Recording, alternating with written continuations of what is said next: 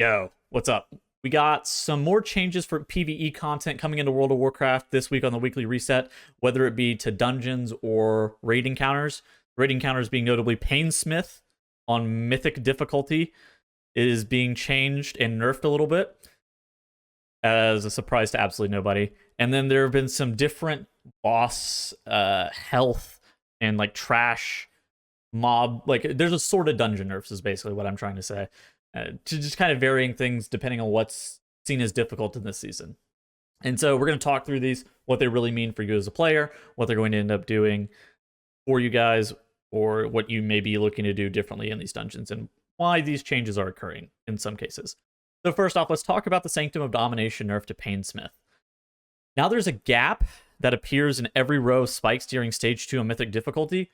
Previously, as most people know, there is no gap on... It's after Ember 5. It comes out. I don't know exactly what spike number it is. For Mythic difficulty, there's just like no gap there on the spike sets during the intermission.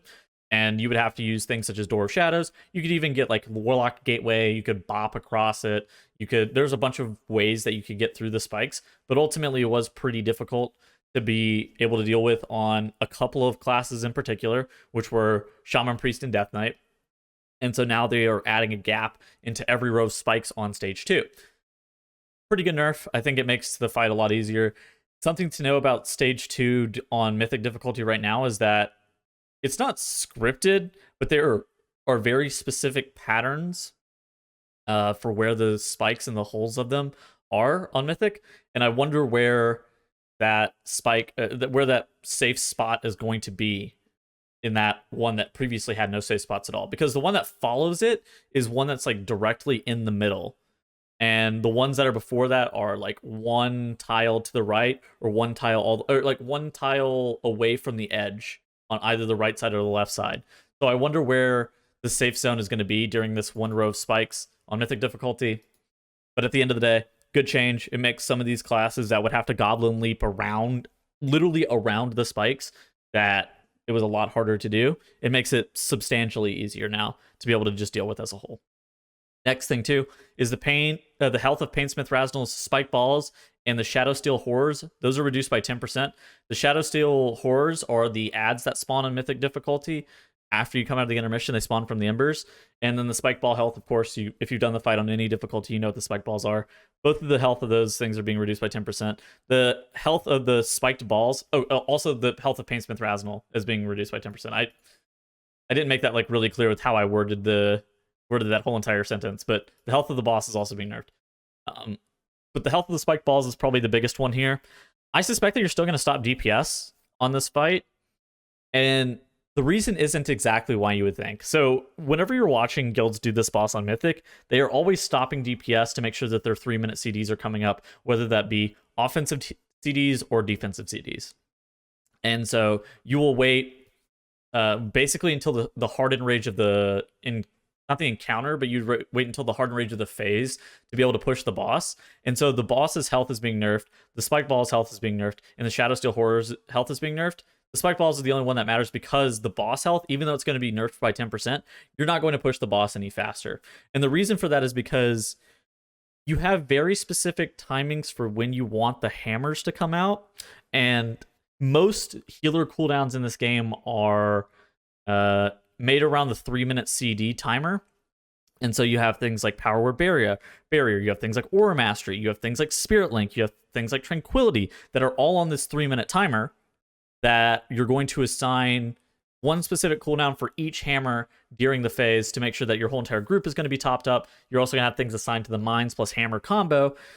And so you're going to still have to stop DPS on the fight. So the 10% health nerf on the boss itself doesn't do anything. The Spike Ball health nerf, pretty good. Overall, the nerf to the gap of spikes is fairly solid. You're not going to see guilds like zerging this boss until they feel very comfortable with the amount of DPS that they have, or like there's a change of strategy. They're not worried about dying to mines plus hammer combo.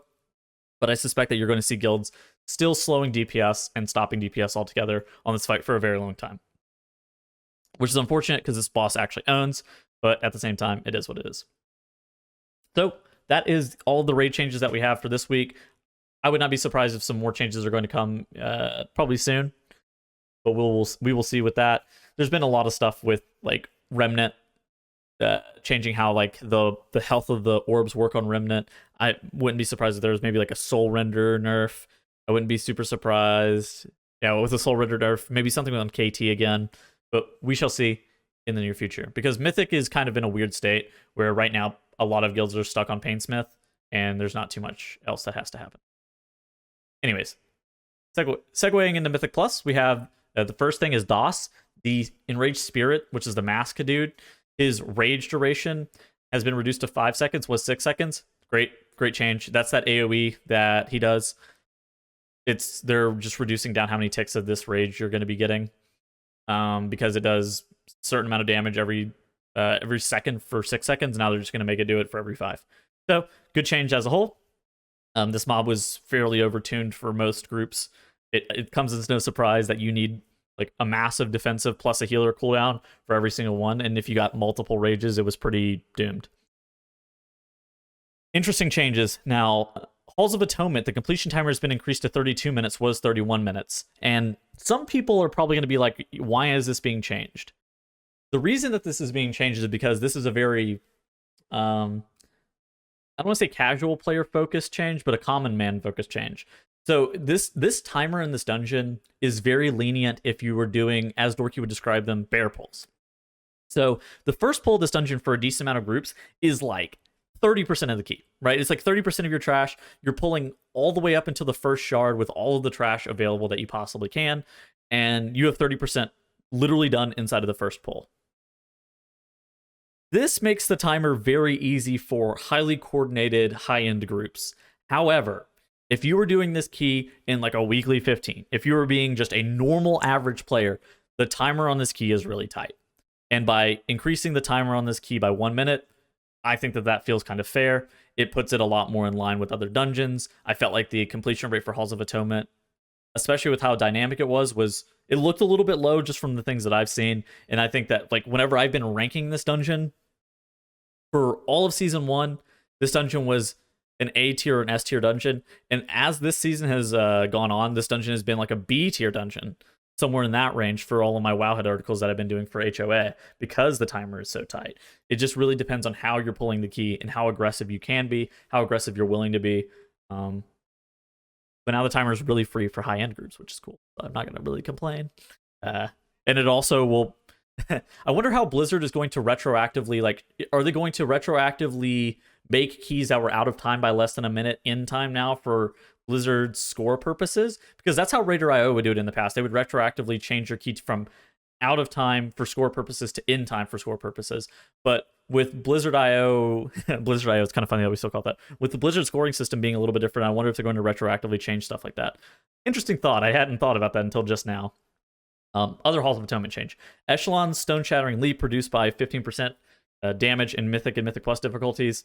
This is the fine change. I don't think that this is going to be a super massive change for either high-end or like medium-end players. If you don't have like a Dispel in your group, this is a great change though. And if you're having to eat the Stone Shattering Leap because you don't have a way to get that off of you, then it makes sense. I think that most groups though run a Shaman, Mage, or Druid in some form to be able to decurse. But if you didn't have one, this is a good change for you. Next up, we got Mists of Tirna Scithe, which I would say is kind of similar, in a similar vein to Halls of Atonement, where it was very popular in Season 1, really easy on the timer, really easy to be able to do as a whole.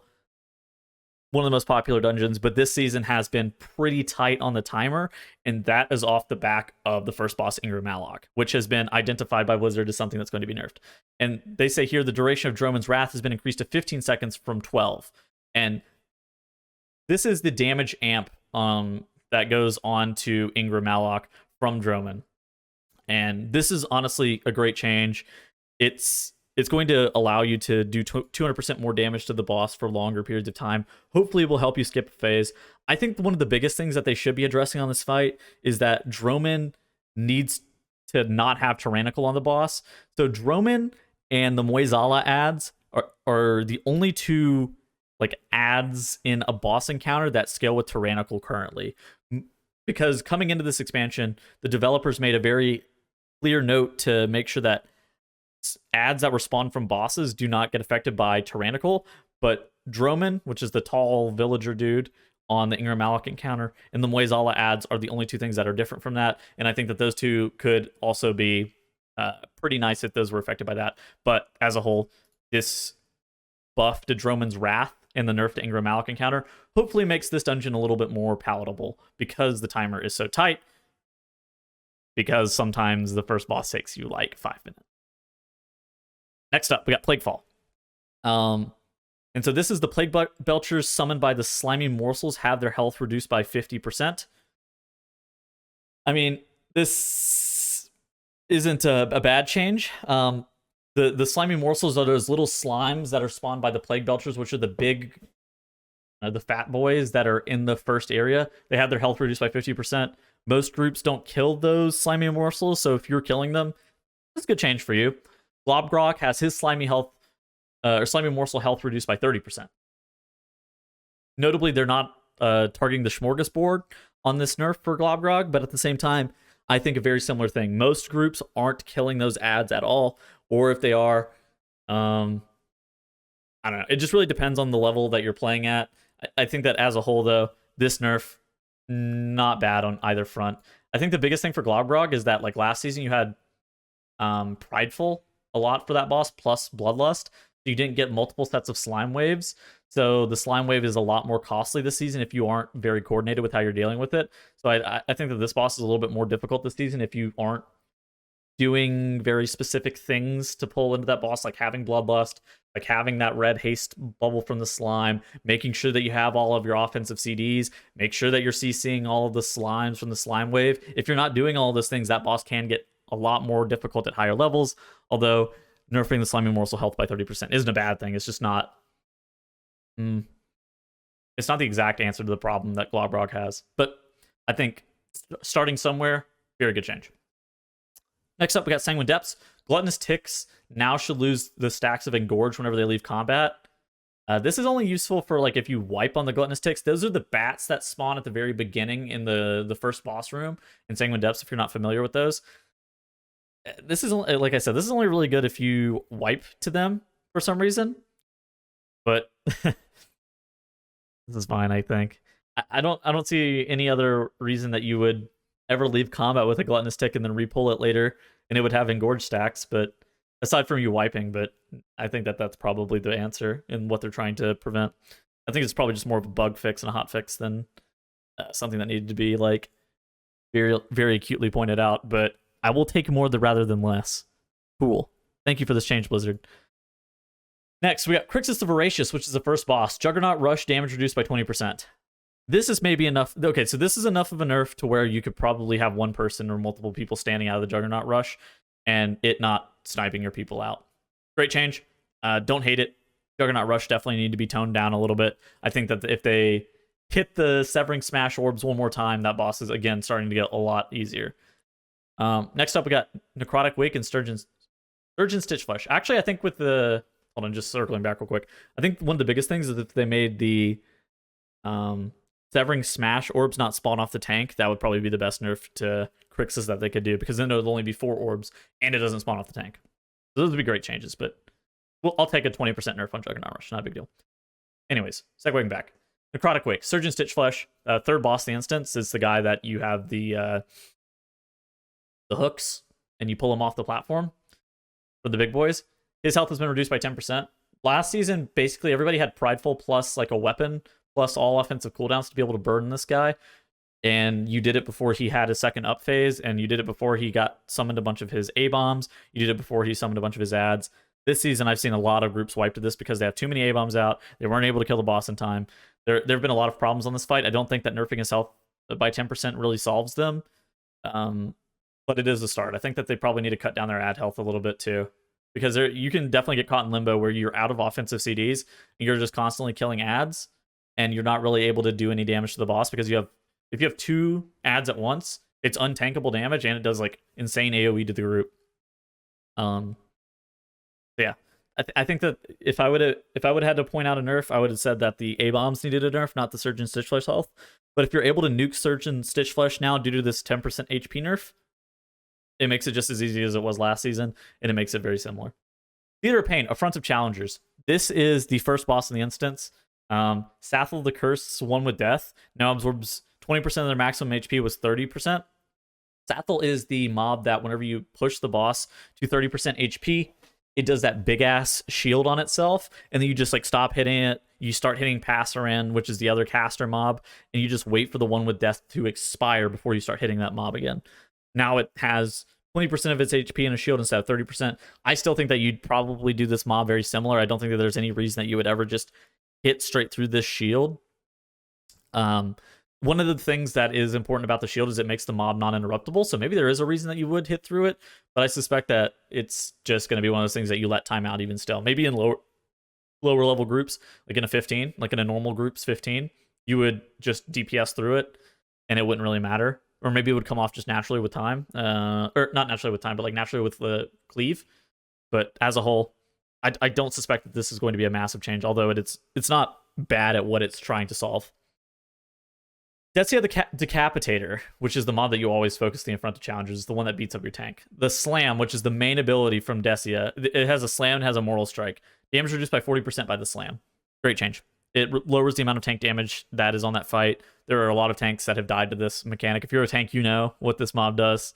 Really scary fight for tanks because of Decia, and it's why that mob is focused on so heavily. Yeah, those are all the changes to dungeons. At the bottom of this post, it says, as always, these are subject to further changes before they go live, and we'll have final adjustments in our hotfix update soon after they go live. So maybe we'll get more stuff. Maybe we'll get another Tuttle's YouTube video covering this stuff. But in the meantime, make sure you guys like, comment, subscribe. I've been uploading daily videos in regards to like Legion dungeons and my takes on them. So if you guys are looking for some content like that, go check those out. But in the meantime, I will see you guys in the next video. Goodbye.